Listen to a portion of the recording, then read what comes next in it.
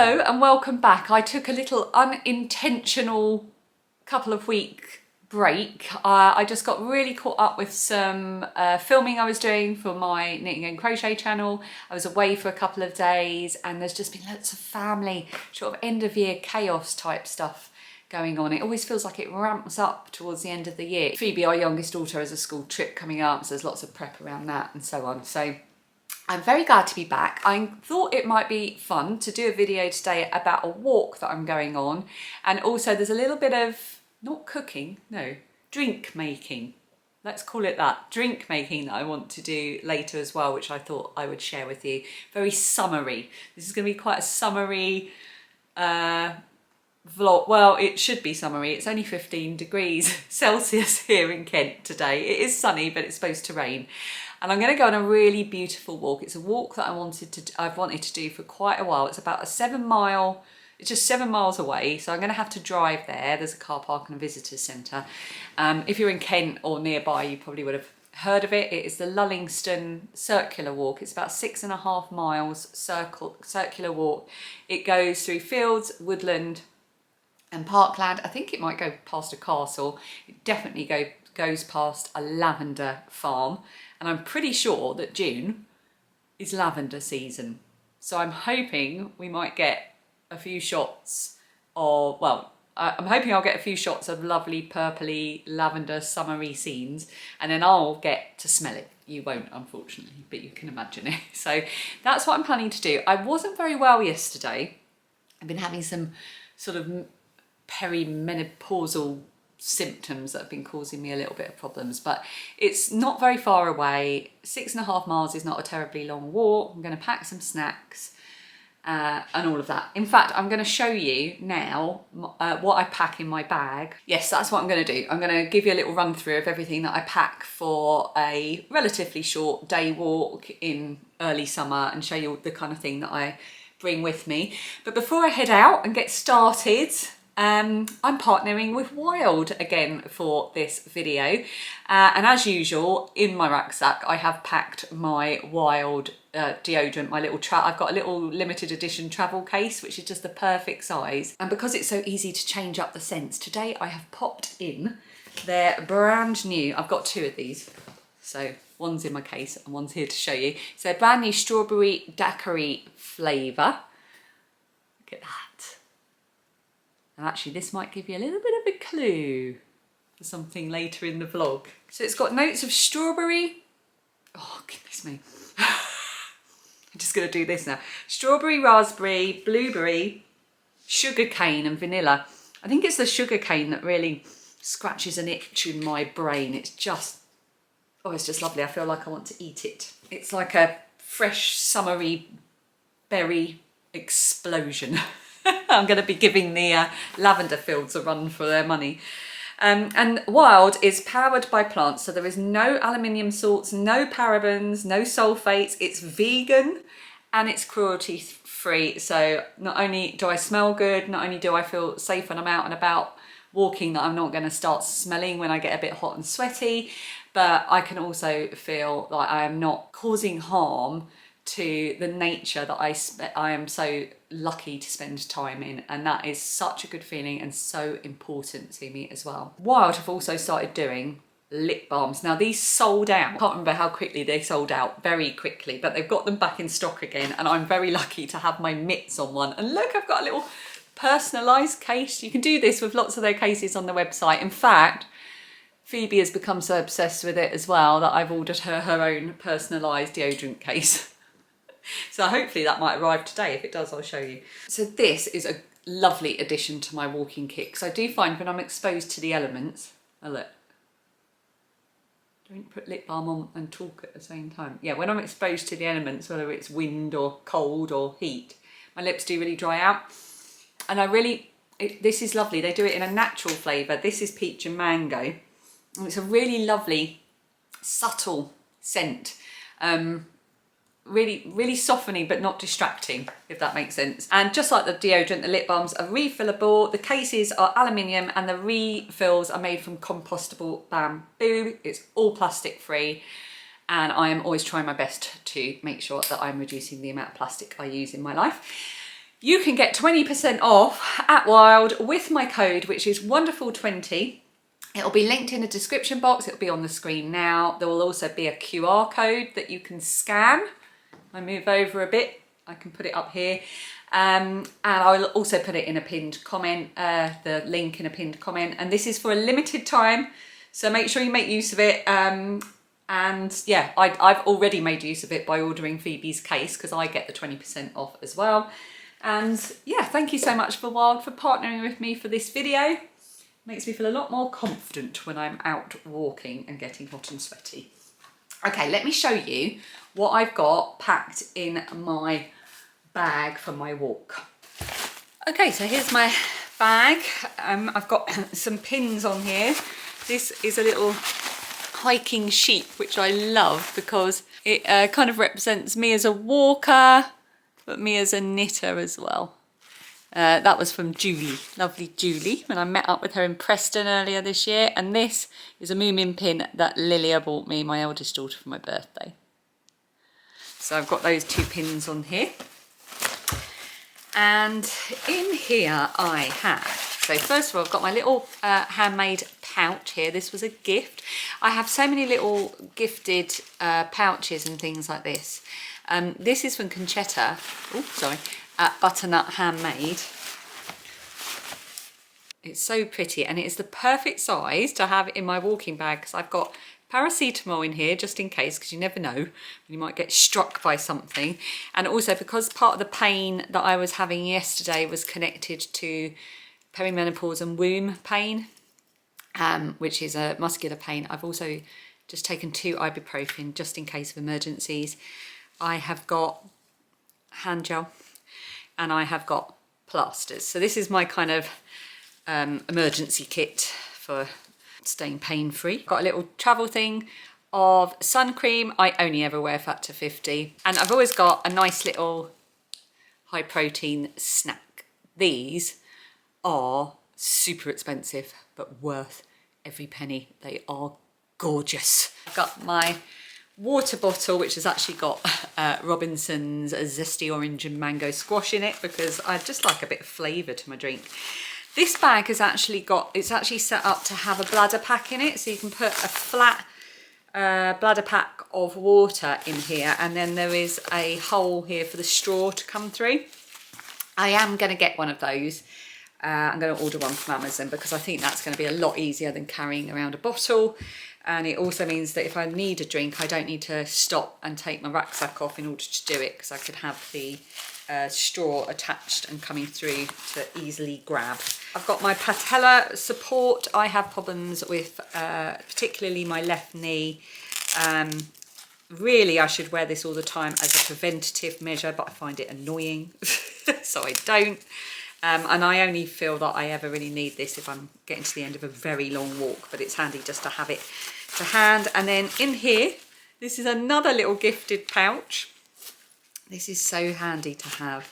I have got my charger. This is an Anchor charger, and I've got the cables in there to connect to that as well. I never go on a walk without my phone charger. And then in the side pockets, I have got the all-important tissues. I never go on a walk without tissues. And then on this side, you've just seen me talking about it, I have got my deodorant, really easy to hand, and I've got my lip balm as well. I kind of like that as well because it shows through. I feel like I'm showing off a bit. If you can hear a sound in the background, that's Dan coming in. Hi, Dan. Hi. Oh, I don't think I've ever filmed from this angle. It's not an attractive angle, is it? The telly behind me and a wall that needs painting. I've also got my sunglasses, but they're not going in my bag. They're going on my head because I will be wearing them. So that's enough waffle. Let's get going. Let's get out there. I forgot to mention as well something that's essential to my kit when I go out for a walk. This is my little Craft House Magic little pouch, and in here I have got my little windshield for my camera. I've got spare batteries, I've got something to clean the lens, and everything I need for getting out and filming is in here. I've also got my little mini tripod, and I've got my GoPro as well. So I've got to get all those in the bag. I nearly forgot. It wouldn't have been much of a vlog about a walk if I didn't have those things. Okay, we're at the start of the trail. It's very quiet. There's a visitor centre with toilets, and I just saw someone with an actual proper mug of tea, which is always good. Here's the board. The walk I'm following is on all trails. If I can, I will link it underneath. Oh, it's a bit muddy. Haven't cleaned the trainer since last time.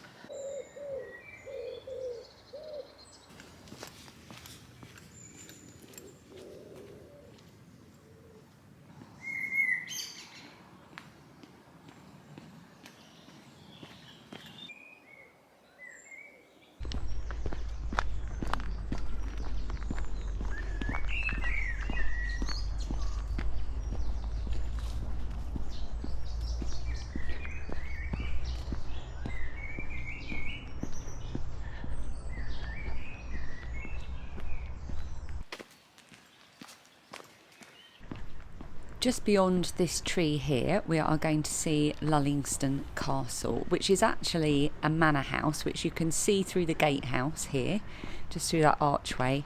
Both the house and the gatehouse were built in 1497 and have been home to the same family ever since, which is incredible. Both Henry VIII and Anne Boleyn were regular visitors here. And the World Garden, which you just saw on that sign, was created by Tom Hart Dyke, and he is the 20th generation of his family to live here. It provides a vital source of income for the estate. Oh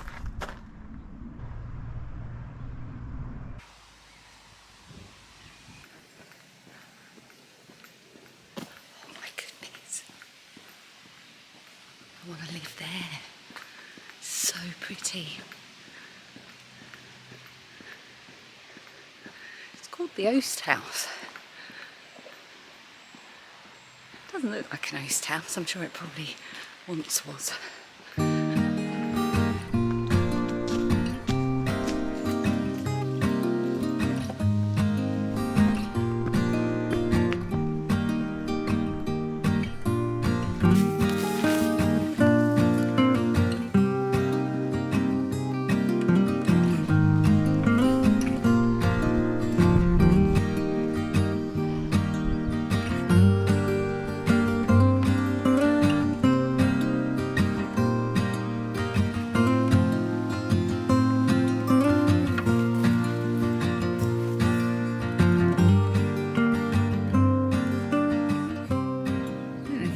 On the screen, but the castle is just there.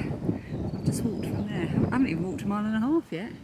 Also, I think I need to get back on the path. That's why I missed it. Doesn't look like a path. Oh, this is lovely. I'm going to walk through all the yellow.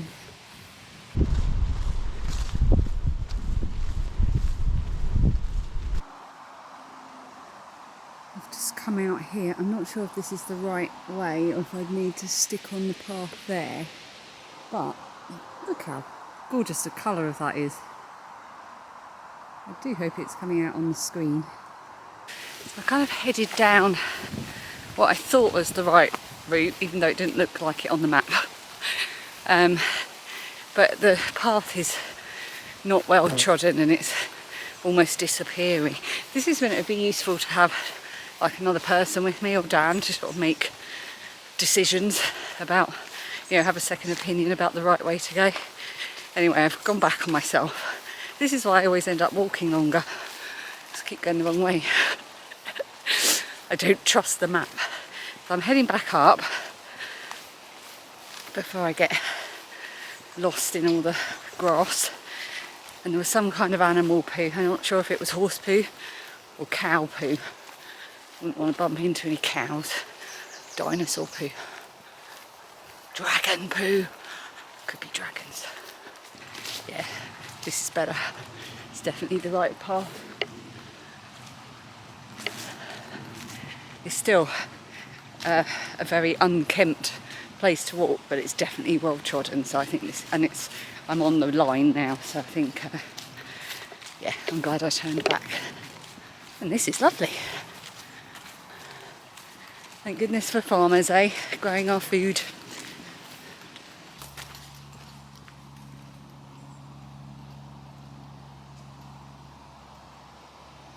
This was one of my favourite bits of the walk because this tree had obviously fallen some time ago. You can see that things have grown up around it, and the path that people have forged is just the sensible path around the tree and back to the trail. I just loved it, and when I looked at my map afterwards, you can see just this little bit where I just jut away from the trail and back onto it as I go round the tree.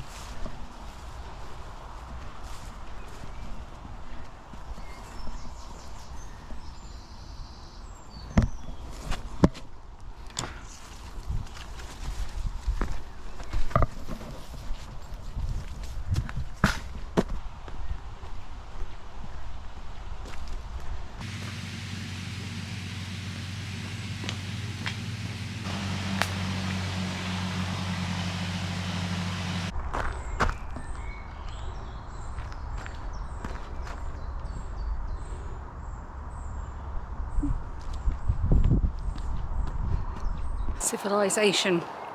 Just came to a car park for the golf club, and now I'm back on one of the main trails of the Lullingstone Country Park. Just hope I don't get hit on the head with a golf ball.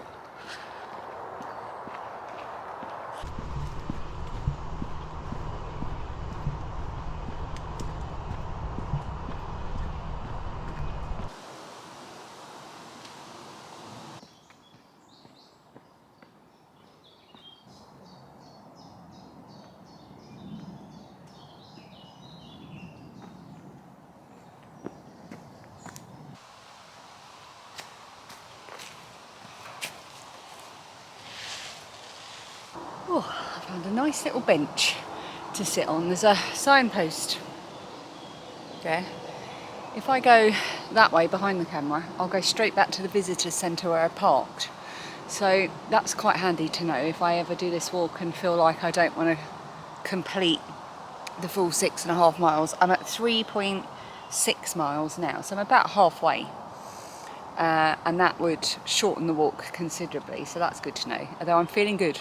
So I'm just going to have some of my drink, and I'm going to have my little Kind bar because I'm hungry, and refuel, have a little rest, text Dan, and then we'll get going.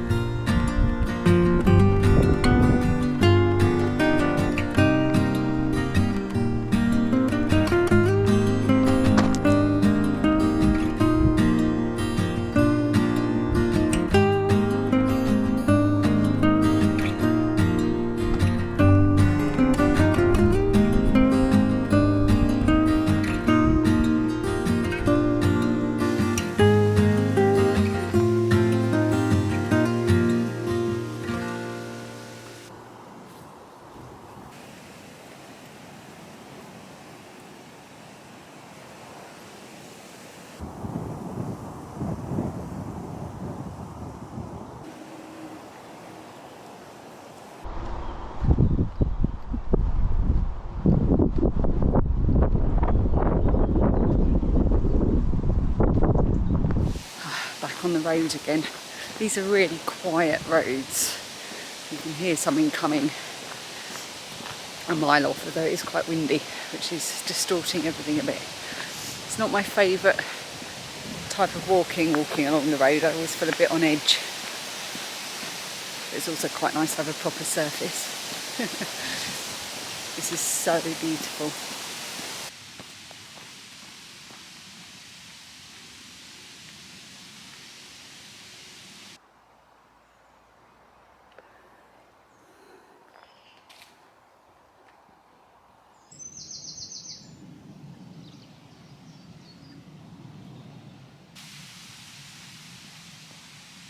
Apologies for the bumpy footage here. For some reason I didn't film this on my GoPro.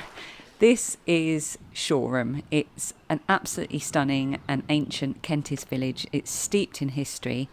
I'm only passing through today, but if you ever get a chance for a proper visit, then I'd highly recommend it.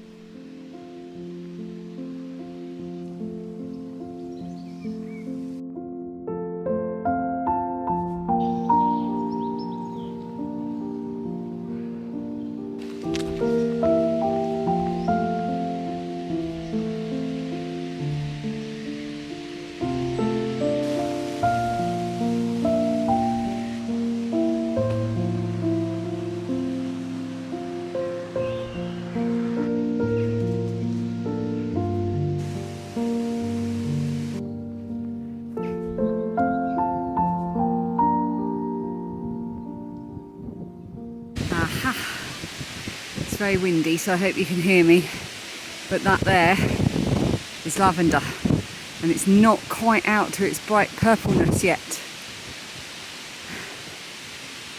Not long though, looks like it's nearly there, doesn't it?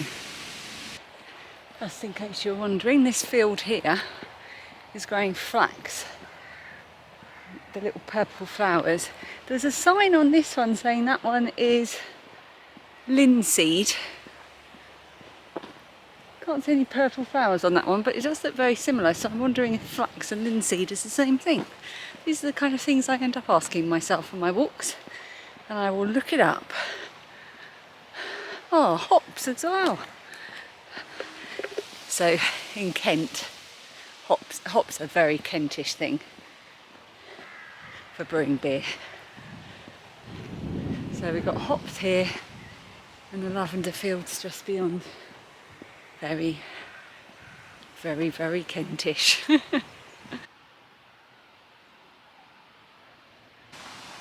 I hopped off the trail for a quick visit to Castle Farm, which is the largest producer of lavender in the UK. They also grow wheat and barley, hops, rapeseed and apples, and they have a herd of grass-fed beef cattle as well. Their shop is lovely and just stuffed full of things made from the things they grow. Their sleepy tea is locally quite famous. It's made with hops and lavender.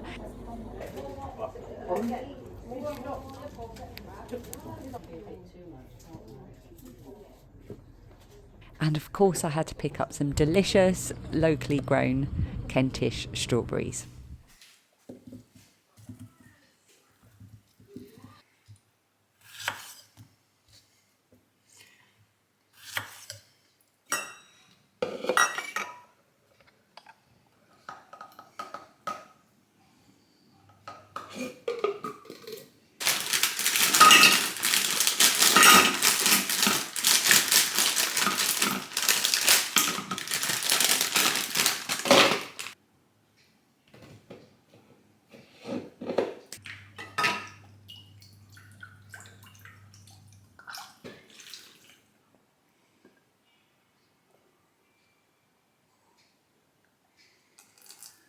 So I'm home and showered, and I think I have earned myself a drink.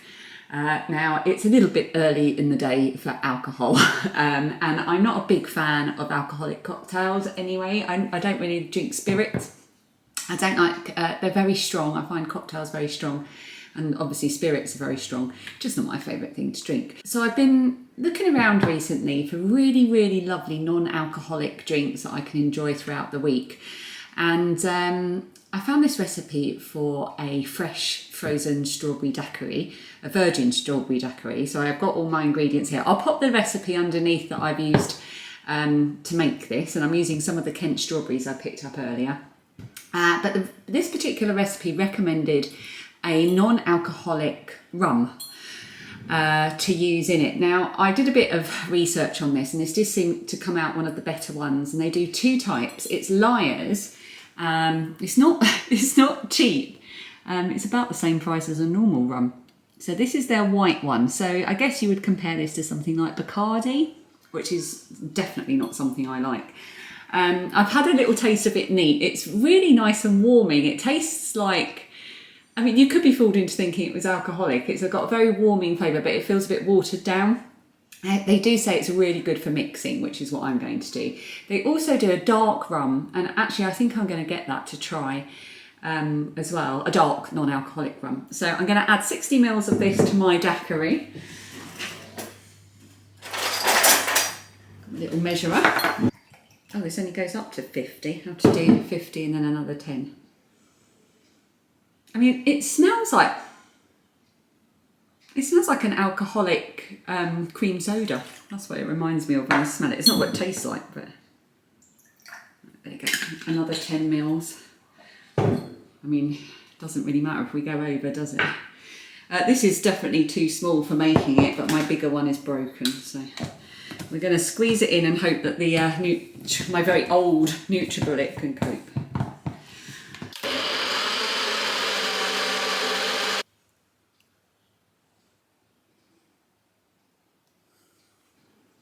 Cheers.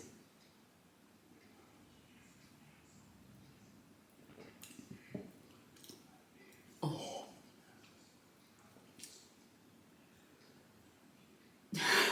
That is better than the real thing. I find daiquiris really bitter. It tastes like I'm going to be drunk. But there's no alcohol in it. Oh, that is so nice. Oh, that is absolutely lovely. I'm going to have a top up. Going to go crazy. Yum. I've got one for Dan here too. I'll take that through to him. So that concludes my little vlog about walking and waffling. I hope you enjoyed it. I did about 8.5 miles in the end. No, not about 8.5, about 8.25. And that was because I went off route a couple of times. I went on a little detour to the shop, and also I was going backwards and forwards sometimes to pick up the camera, and it always adds time and distance to my walks. But it was a gorgeous walk. I will definitely do it again. I will link the All Trails map underneath if I can, so that you can go and have a look at it. But I would highly recommend it as an absolutely gorgeous walk if you're in Kent. Take a picnic. Castle Farm, by the way, they do their lavender season is next week. I think it starts the 18th of June, and if you're local or if you're visiting, you can book slots to have a picnic in amongst the lavender fields. So we've never done that, but I expect that would be absolutely amazing. So yeah, cheers. Here's to the next walk. I'll see you again very soon. Thank you so much for watching.